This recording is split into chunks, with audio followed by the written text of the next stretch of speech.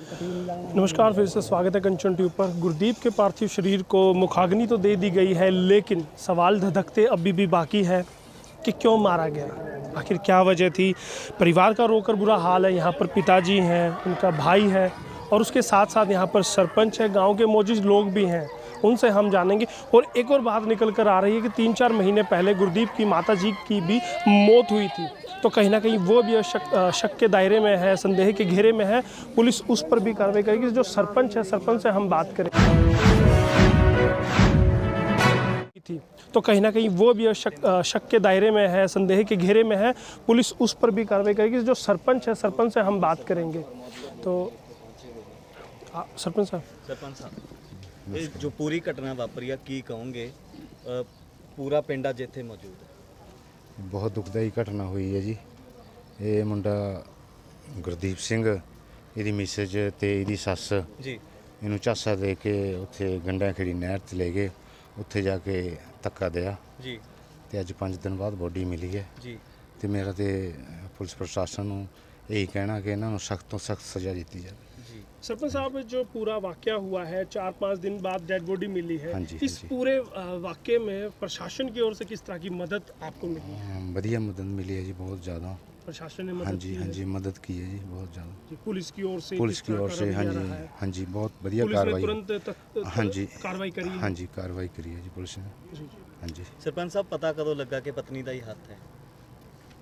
पता तो सानू उसे दिन लग गया सी। जी हाँ जी, इत्थे फोन नहीं कराया ਉਹਨੇ ਮੁੰਡੇ ਦੀ ਸਿਸਟਰ ਨੂੰ ਫੋਨ ਕਰਿਆ, ਆਪਣੀ ਨਣਦ ਨੂੰ ਫੋਨ ਕਰਿਆ, ਜੀ ਕਿਸੇ ਤੋਂ ਕਰਾਇਆ ਤੇ ਫਿਰ ਸਾਨੂੰ ਫੋਨ ਨਹੀਂ ਆਇਆ। ਤੇ ਸਾਨੂੰ ਉੱਥੋਂ ਫੋਨ ਆਇਆ, ਸਾਡੀ ਮਤਲਬ ਇਹ ਮੁੰਡੇ ਦੀ ਸਿਸਟਰ ਹੈ ਨਾ ਜਿੱਥੇ ਜੀ ਵਿਆਹੀ ਹੋਈ, ਜੀ ਉਹਦਾ ਫੋਨ ਆਇਆ ਇੱਥੇ जी ਕਿ ਇਸ ਤਰ੍ਹਾਂ ਗੱਲ ਹੋ ਗਈ। ਤੇ ਉਹਨੇ ਫੋਨ ਨਹੀਂ ਕਰਿਆ। ਤੇ ਜਦੋਂ ਫੋਨ ਉਹਨੂੰ ਪੁੱਛਿਆ ਅਸੀਂ, ਉਹ ਆਈ ਮੈਸੇਜ ਦੀ, जी ਉਹ ਕਹਿੰਦੀ ਵੀ ਮੈਂ ਤੇ ਮੱਥਾ ਟਿਕਾਉਣ ਲੈ ਗਏ ਸੀ, ਇਹ ਪੈਰ ਤੇ ਲੱਗ ਕੇ ਡਿੱਗ ਗਿਆ, ਮੈਂ ਇਕੱਲੀ ਸੀ। जी ਤੇ ਜਦ ਕਿ ਉਹਦੀ ਮਾਂ ਵੀ ਨਾਲ ਸੀ ਜੀ। ਤੇ ਫਿਰ ਸਾਨੂੰ ਸ਼ੱਕ ਹੋਇਆ, ਉਹ ਮੰਨ भी गए। तो उसी वक्त पुलिस को बुला लिया गया था, उसी वक्त उनको पकड़ा दिया था पुलिस ने? नहीं, अगले दिन जी, अगले दिन हाँ जी। और जैसे कहा जा रहा है कि गुरदीप की माता जी का भी अभी मौत हुई थी 3-4 महीने पहले, तो क्या उसमें भी इनका कोई हाथ है था जी? उसमें जंतर मंतर लाती थी बनवा के, उसकी ढोई के कमर के ऊपर हाथ फेरती थी, छेद इसको मतलब बच्चे को पहले ने 3 हफ्ता पहला मतलब मुंडे ने मारन गए। परिवार ये बहुत ਨੂੰਹ ਸੀ ਜਿਹੜੀ ਜੀ, ਬਹੁਤ ਪਰੇਸ਼ਾਨ ਕਰਦੀ ਸੀ। ਇਹ ਬੱਚਾ ਸੀ ਜਿਹੜਾ ਜੀ ਗੁਰਦੀਪ ਸਿੰਘ, ਇੱਕ ਮਿੰਟ ਜੀ, ਗੁਰਦੀਪ ਸਿੰਘ ਜਿਹੜਾ ਬੱਚਾ ਸੀ ਜੀ, ਬਹੁਤ ਹੀ ਮਿਹਨਤੀ ਬੱਚਾ ਪਰਿਵਾਰ ਸੀ ਜੀ, ਆਪਣਾ ਦਿਹਾੜੀ ਟੁੱਕ ਕਰਦਾ ਸੀ। ਇੱਕ ਬੱਚਾ ਸੀ 4 ਸਾਲ ਦਾ, ਆਪਣੇ ਪਰਿਵਾਰ 'ਚ ਖੁਸ਼ ਸੀ। ਪਰ ਇਹਦੇ ਨਾਲ ਇਹਦੀ ਵਾਈਫ ਸੀ ਜਿਹੜੀ ਪ੍ਰੀਤੀ, ਉਹ ਖੁਸ਼ ਨਹੀਂ ਸੀ। ਉਹਦਾ ਕਿਸੇ ਹੋਰ ਨਾਲ ਰਿਲੇਸ਼ਨ ਸੀ, ਉਹ ਹੋਰ ਨਾਲ ਬੈਠਣਾ ਚਾਹੁੰਦੀ ਸੀ। ਤਾਂ ਜਿਹੜੇ ਇੱਕ ਉਹਨਾਂ ਦੀ ਚਾਚੀ ਸੀ ਪ੍ਰੀਤੀ ਦੀ, ਉਹ ਉਹਨਾਂ ਦਾ ਜਮਾਈ ਸੀ, ਉਹਦੇ ਨਾਲ ਬੈਠਣਾ ਚਾਹੁੰਦੀ ਸੀ।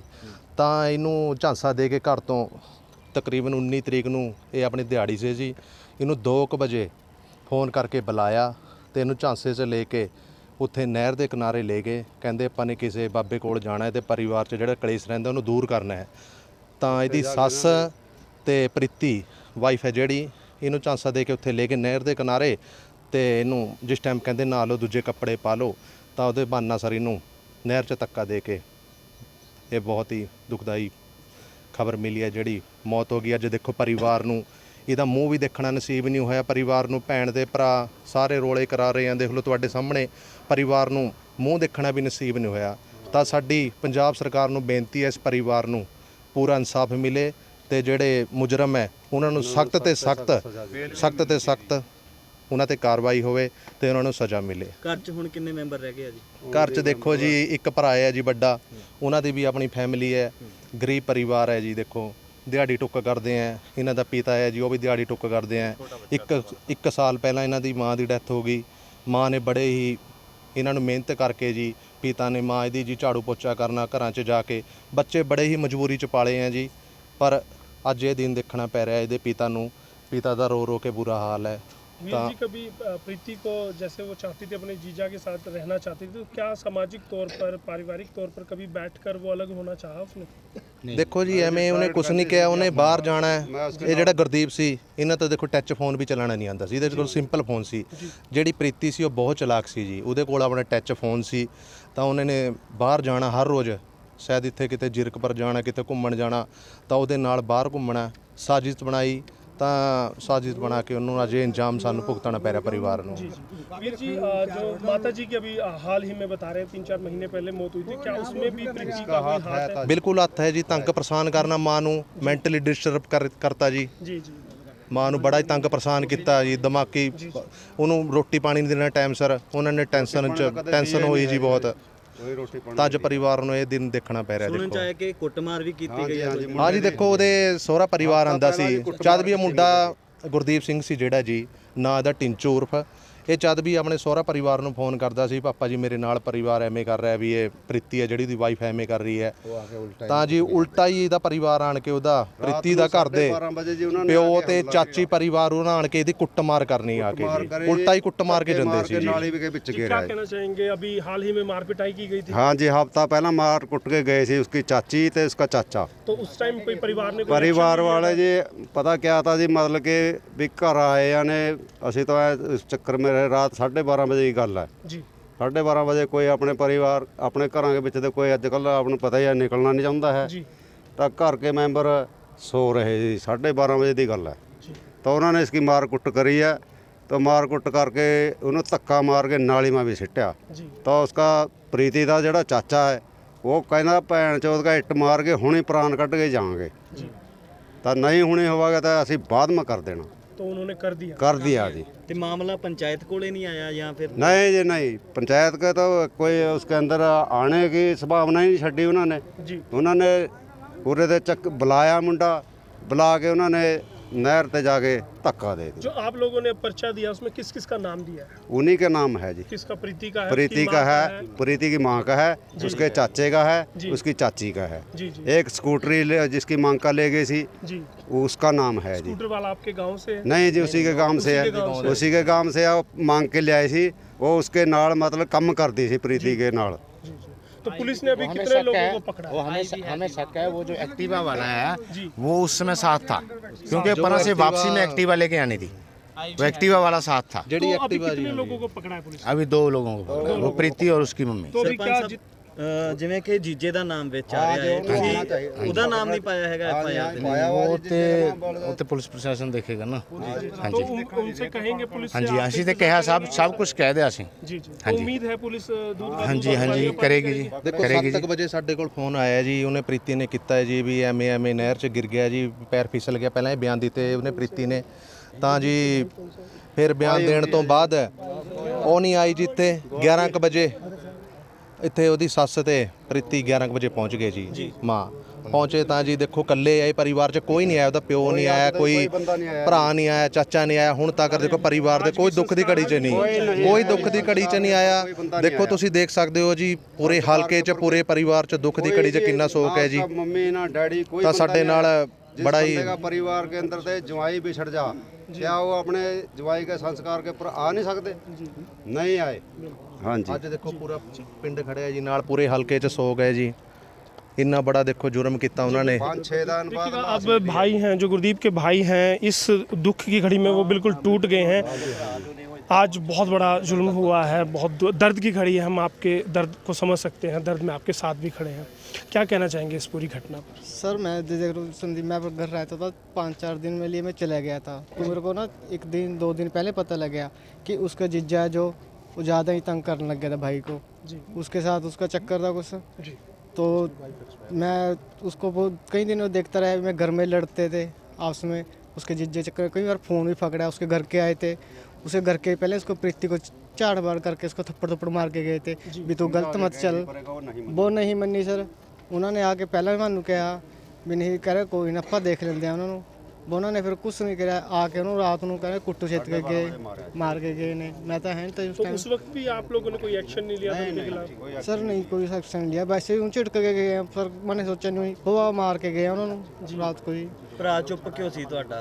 उन्हें आवाज़ क्यों नहीं उसके अंदर इतना आवाज दम नहीं है नहीं करनी, अंदर ही बात कुंडा ला, हाँ जी कुंडा ला के अंदर ही बात करके बाहर तो खबर आने नहीं दी कोई बातचीत हर जी। टाइम मतलब हाँ कोई जी। गलबात तो क्या कभी आप लोगों को लगा था कि जो बहू है आपके भाई की के इतना बड़ा कदम उठा सकती है? वो सर शुरू से ही ऐसे ही गलत चलती आई है और जब भी देखते थे क्लेश ही करते थे सर। एक बात भी निकल कर आ रही है, जो आपकी माता जी की मौत हुई थी तो कहीं ना कहीं उसमें भी हाथ हो सकता हाँ है। जी हाँ जी, उसमें भी हाथ बोल रहे हैं सारे, देखे हैं सर, ठीक है तो क्या मंत्र बोल पुलिस लेते से आप रिक्वेस्ट करेंगे कि उसका भी मामले को भी सर। उठाया हाँ जाए? जी, कोई ऐसे करेंगे पुलिस से, हाँ जी कुछ इंसाफ मिले हमारे को भी। जंतर मंतर करने वाले हैं उनको सजा मिलनी चाहिए, किसी के बच्चे को मार देना। सख्त तो सख्त किस सज़ा की उम्मीद कर? हाँ जी, हाँ जी सर, सर फांसी हो जाए सर इस बार के लिए। फांसी तो चलो कुछ जब जो जैसे मारा गया है जो ऑर्डर है उसके हिसाब से होएगा। जी चलिए देखिएगा, परिवार का कहना है कि फांसी की सज़ा हो, क्योंकि इस दुख की घड़ी में पूरा गांव साथ खड़ा है। लेकिन एक बात निकल कर आ रही है कि अगर आपके साथ जुल्म होता है, चाहे आपके अपने ही क्यों ना जुल्म करे, चाहे आपकी पत्नी है, चाहे आपका पति है, चाहे आपके परिवार का है, कोई भी अगर आप पर जुल्म करता है तो उसके खिलाफ आवाज़ उठाइए, वरना आपका हश्र भी गुरदीप जैसा होगा। क्योंकि गुरदीप ने जुल्म के खिलाफ आवाज़ नहीं उठाई, उसके साथ मार पिटाई ससुराल वालों के द्वारा की गई, तब भी उसने परिवार को नहीं बताया, अपने मिलने जुलने वालों को, गांव वालों को नहीं बताया। गांव वाले कहते हैं अगर वो बताता तो हम उसके साथ खड़े होते। गांव आज भी साथ खड़ा है, तब भी साथ खड़ा होता। तो निवेदन हम करेंगे सभी से, कहीं भी जुल्म हो सहिएगा मत। अगर आपके आसपास कोई जुल्म होता हो तो उसके खिलाफ आप खड़े होइएगा, क्योंकि समाज का ताना बाना आपसी प्रेम पर टिका है, एक दूसरे के साथ पर टिका है। आज हमें आपकी ज़रूरत है, कल को आपको हमारी ज़रूरत है। साथ रहना चाहिए, एक परिवार, एक अपना समाज के तौर पर साथ खड़े रहना चाहिए। दुख की घड़ी में हम साथ खड़े हैं इस परिवार के। छोटा बच्चा पीछे रह गया, बिलखती बहनें पीछे रह गई, बुआ है, भाई है, बुज़ुर्ग पिता है, जिनसे सहारा भी नहीं बनता, जो रोते भी नहीं बन रहा है, जो कुछ उनके लिए पूरी दुनिया उजड़ गई है। गुरदीप उनका बेटा था, उसके बाद एक बेटा रह गया, छोटा पोता रह गया। अब देखना होगा कि रोजी रोटी कमाने वाले, दिहाड़ी मजदूरी करने वाले इस परिवार कैसे अपनी इंसाफ की लड़ाई लड़ेंगे। क्या सरकार, क्या पुलिस प्रशासन इनको इंसाफ दे पाएगा, ये भी देखने वाली बात होगी। बस निवेदन है आपसे, कंचन टीवी को सब्सक्राइब करें, इस वीडियो को शेयर करें। मेरा भांजा बोलता था, वह फोन कर दी थी, फोन मनु बता करदा पड़दा था। ओए मेरा पुत कर्मा क्लेश करदा था, ये उसके माँ बाप रोज मरण आ जाते थे, सानू तो कुछ भी ना पता लग्या। हाय ਭੈਣੇ ਜਦੋਂ ਮਾਰਿਆ ਕੁੱਟਿਆ ਤੁਹਾਨੂੰ ਪਤਾ ਸੀ? ਹਾਂਜੀ ਮੈਨੂੰ ਨਹੀਂ ਕੁਝ ਵੀ ਪਤਾ, ਮੈਨੂੰ ਨਹੀਂ ਪਤਾ ਵੀਰ, ਤੁਹਾਨੂੰ ਦੱਸਿਆ ਨਹੀਂ ਗੁਰਦੀਪ ਨੇ? ਹਾਂਜੀ ਬੋਲਣੋਂ ਨਹੀਂ ਦੇਹਤੀ ਜੀ ਮਾਰੇ ਗਏ तो ਹਾਂਜੀ बोलन नहीं देती, बहू मारे गए उसको। ਗੁਰਦੀਪ ਬੋਲਦਾ ਨਹੀਂ ਸੀ ਤੁਹਾਡੇ जी मारे गए, बोलन नहीं देती, बहू बोलन नहीं देती हो। जिस दिन का उसका ब्याह होया था वो मारे गए कदी नहीं बोलिया है। ਤੇ ਹੁਣ ਜਦੋਂ ਉਹਨੂੰ ਗ੍ਰਿਫਤਾਰ ਵੀ ਕਰ ਲਿਆ ਗਿਆ, ਕੀ ਮੰਗ ਕਰਦੇ ਹੋ ਪ੍ਰਸ਼ਾਸਨ ਤੋਂ, ਪੁਲਿਸ हम तो जी यूँ कहा जी उसको फांसी होनी चाहिए बस, सारे बच्चा उसको फांसी होनी चाहिए। जिस तरह मेरा पूरा परिवार अपने भाई वास्ते हम तड़फ रहे ना, उसको फांसी होनी चाहिए बस। उसका भी पूरा परिवार इस तरह तड़फा जरीगा। फांसी होनी चाहिए वीर, जिस तरह हम जिस तरह माने अपना भाई तोरिया, वो कह माँ बाप भी इतनी तोरा सुनू, हम भी इतनी तड़फा, वो भी इतनी ਤੁਹਾਨੂੰ ਪਤਾ ਹੁੰਦਾ कि वो आ कुछ कर दिया है, तुसी बह के गल निबेड़ ना फिर तो जी निबेड़ दे ही। हम तो यूँ कहते जे नहीं उसनू रहना तो उसकी गल वो तलाक ले लेंदी, छोड़ कर चल जाती। हम अपने भाई का होर किधर ही कर देंगे। भतीजा तो ना हमारा रुलदा, हमारा भतीजा भी गलियां में रुलदा फिरेगा, उसकी वजह से छोकरा मर गया, हमारा अपने नू लेगा तो बैठ जाता जी। इब हम तो जी यूं ही कहा जी बस कह रही उसकी मां नु मुंडे नु हाँ मुंडे नु भी कह रही भी कहा नहर मुंडे नु भी नहर में गिर देना था। बच्चे ने दस्या आके भी हाँ बच्चा तो कहा नहीं, मेरी मम्मी ने, मेरी नानी ने, चाची ने कहा इस तरह धक्का दे दिया उन्हें। चाची कहा ना अपनी नानी नु भी, हाँ इको बारी कहा बस, कहा न्यू घेर दिया गड़म दे के छोटा सा बच्चा, उन्होंने क्या पता छोटे से बच्चे नु। हुन बच्चे नु कौन संभालूगा जी? बस संभालेंगे, बच्चे नु संभालेंगे। दादा है जी, हल्ली परिवार उसका पूरा है, उसका पूरा परिवार है जी। बच्चे नु तो नहीं रुलन देंदे हैं, पर बाकी उसने तो रोल दिया ना जी। मारा छोकरा जूंदा हुंदा अपने जिस तरह मर्जी लेकर बैठदा अपने घर के बीच में। उसकी दादी की भी डेथ हो गई, उसी ने ही करी है। उसकी दादी की भी डेथ कदे मन्नी है? मन्नी तो नहीं है जी, इस बात नु यूं मन्नी नहीं है जी। ये तो जिसके दिमाग ने नहीं काम करा नहीं हमारा भतीजा भी मारे ते चले जाता। उसने अपने मुंह ते कहा हमारे सामने कह रही उसकी सस ने छोकरे की कहा इसनु भी नहर में गेर दंदी मुंडे नु छोटे से नु। तो बिल्कुल एक बेहद दर्दनाक तो देखा यहाँ पर कहा जा रहा है कि जब गुरदीप को नहर में धक्का दिया गया तो उस वक्त जो उसका बेटा था, 2 साल का बेटा था, उसको भी कहीं ना कहीं उन कातिलों का इरादा था कि उसको भी धक्का दे दिया जाए, क्योंकि उसने आकर बताया अपने परिवार को, बुआओं को उन्होंने बताया कि मेरे पिता को धक्का दिया है मेरी नानी ने, मेरी माँ ने। तो कहीं ना कहीं उनको भी मारना चाहते थे वो कातिल। कितने निर्दयी हो जाते हैं, जिनको खुद ही जन्म दिया उसको भी मारने के लिए एक पल के लिए भी उन्होंने नहीं सोचा, और पति जिसके साथ 7 फेरे लिए थे उसको मौत के घाट उतार दिया। तो कितने निर्दयी वो औरत होगी। जैसे ही गुरदीप का पार्थिव शरीर यहाँ पर पहुँचा, आप देख सकते हैं परिवार का, बहनों का, बुआओं का रो रो कर बुरा हाल है। अब संस्कार के लिए लेकर जाया गया है और आप देख सकते हैं किसी भी तरह से जायज़ नहीं ठहराया जा सकता। एक इंसान की जान ली गई है, जघन्य अपराध किया गया है और अपनों के द्वारा ही किया गया है। गुरदीप की पत्नी के द्वारा ये अपराध किया गया है जिसको माफ़ी नहीं है, कानून में माफ़ी नहीं है, इंसानियत में उसकी माफ़ी नहीं है। बहुत ही गलत काम हुआ है, परिवार दर्द में है, तकलीफ़ में है।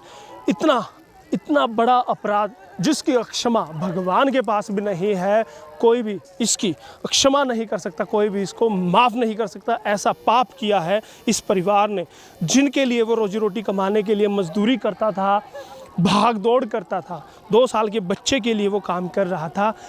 उसी की माँ ने, उसी की पत्नी ने, गुरदीप की ही पत्नी ने कत्ल किया है। बहुत ही बुरा काम। ऐसे मौके से रिपोर्टिंग करना भी अपने आप में एक चैलेंज रहता है, बहुत मुश्किल होता है, क्योंकि सभी चारों तरफ से रोने की आवाज़ें आती हैं, दर्द होता है, दर्द में है, तड़प में है, और इस मौके पर आपको बताना, दिखाना बहुत ही मुश्किल हो जाता है। लेकिन आपको दिखाना ज़रूरी है कि किस तरह से समाज किस दिशा में जा रहा है, कितना बुरा काम, बुरा दौर चल रहा है, अपनों के बीच सुरक्षित नहीं है। हत्या करना कितना आसान बना दिया है इन लोगों ने, जो ये भी नहीं सोचते कि जीवन बर्बाद हो जाएगा, अब सामने वाले का ही नहीं अपना भी जीवन बर्बाद होगा। ऐसा करने से पहले सोचना चाहिए, समझना चाहिए, तभी पाप रुक सकता है, ये क्राइम रुक सकता है, ये जुर्म रुक सकता है।